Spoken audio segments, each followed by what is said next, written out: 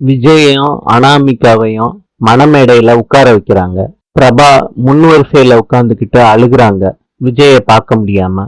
காயத்ரி மகாவை பார்த்து கேக்குறாங்க, இப்படி ஒரு துரோகத்தை பண்றதுக்கு உன் குடும்பத்துக்கு எப்படி மனசு வந்துச்சு? என்ன சொல்றீங்க சின்னத்த? இப்படி ஒரு அசிங்கமான வேலைய நீங்க செஞ்சிருக்கீங்க.